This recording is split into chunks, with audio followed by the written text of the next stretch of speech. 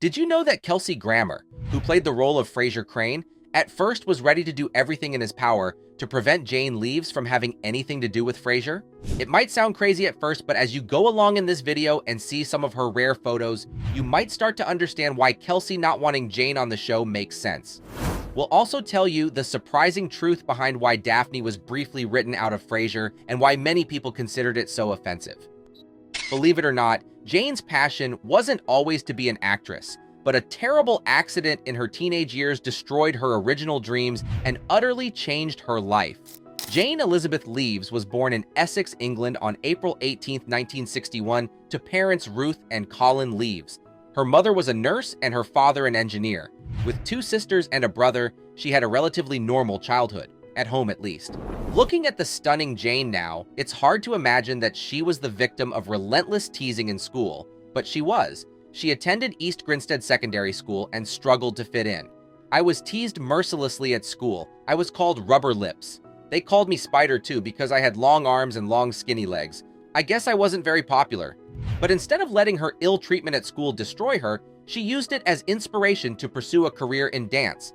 I liked the idea of escaping into another world and being somebody else, someone who wasn't shy, gawky. So she directed all her energy towards studying ballet. But at age 16, she suffered a near devastating accident that could have ended her career. While attending a private boarding school specializing in ballet, Jane tripped and fell down a set of stairs, tearing the ligaments in her ankle. The injury was severe enough to end any dreams of being a professional ballet dancer right there and then. But fortunately for her, she had a backup plan: acting. Thanks to her background in ballet, Jane landed her first torrent of screen appearances on the British comedy skit program, The Benny Hill Show. However, it was a far cry from a professional acting gig.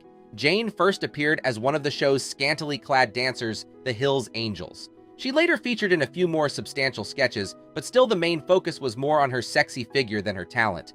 The real change in the tides for Jane came when she was hired as a dancer and model for a daily fashion show aboard a transatlantic cruise ship, the Queen Elizabeth II. Her talent caught the eye of the choreographer, who just so happened to be from America.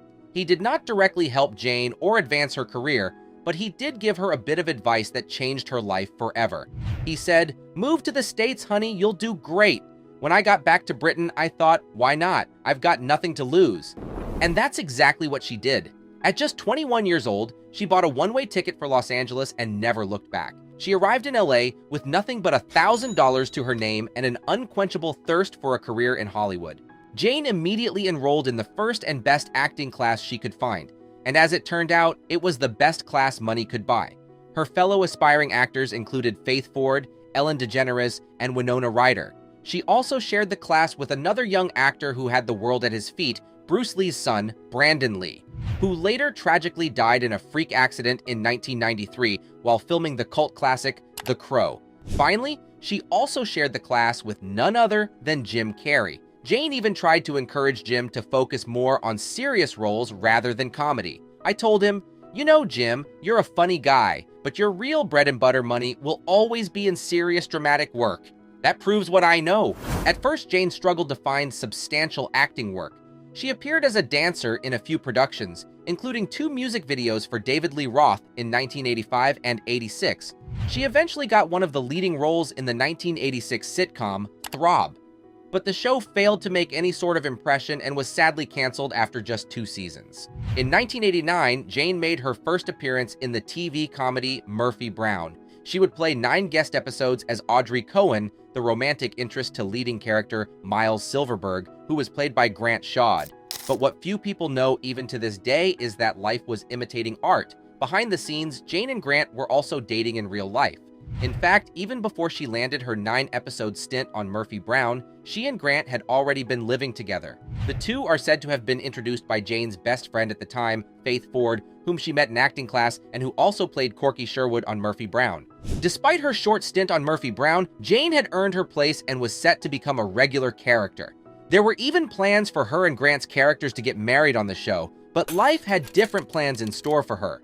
While appearing on Murphy Brown, Jane also briefly appeared in a few episodes of Seinfeld. By now, she had built a reputation as a funny, quirky English girl. This reputation was what secured her breakout role on Frasier.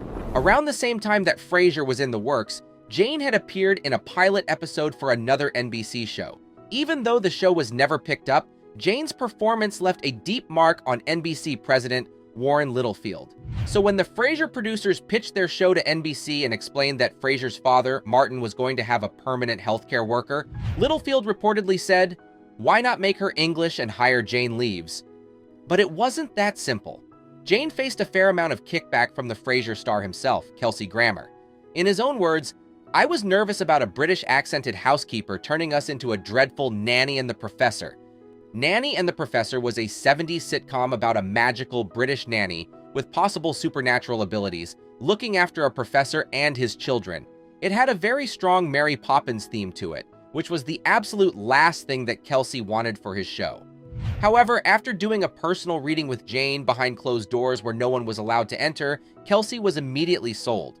As one of the show's creators, Peter Casey later revealed, "The door closes and we're left standing there sweating. About a minute later, the door swings open. Kelsey blows right by us and, without turning around, says, 'She's in.'"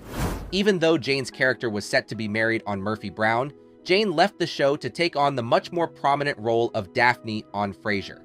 "I was supposed to marry Miles on the show, but then Frasier happened, and they had to write me out.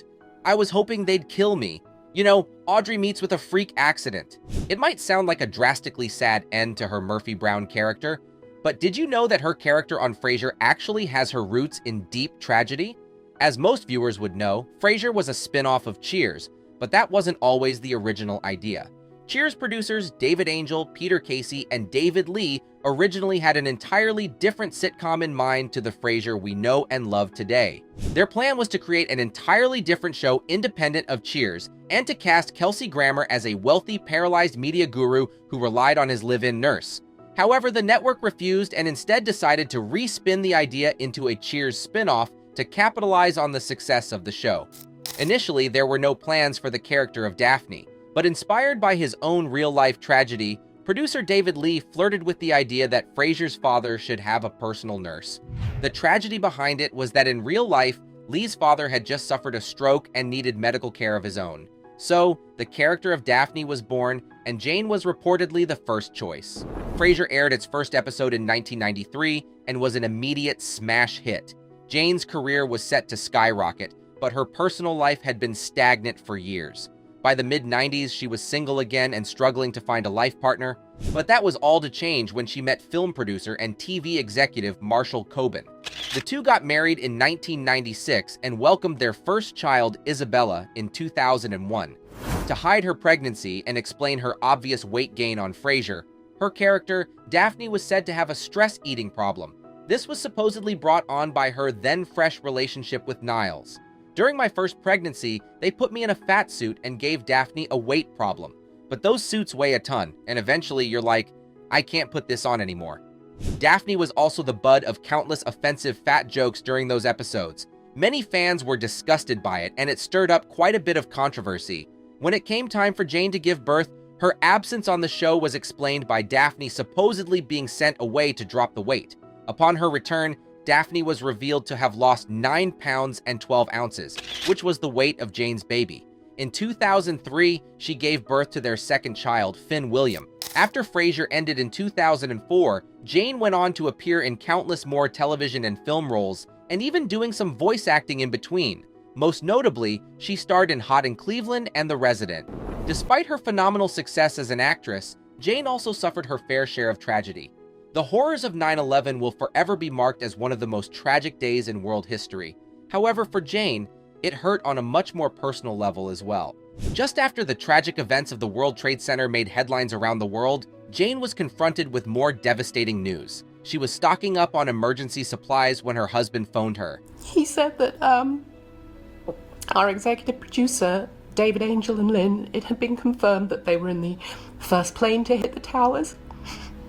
And I just dropped to my knees. It was really shocking. David Angel and his wife Lynn were among the passengers on American Airlines Flight 11, which was the first plane to hit the World Trade Center. Jane was very close to David and his wife, and their tragic loss left a deep scar on the cast and crew. In the final episode of Frasier, David was honored in the most special way. In the very last episode of Frasier, Niles and Daphne have a child together, and we named the child David, our little angel. In 2018, she lost another co-star. John Mahoney, who famously played Frasier's father as well as a few episodes in Hot in Cleveland, passed away from complications of brain disease and lung cancer. In 2021, Betty White, Jane's co-star on Hot in Cleveland, also passed away.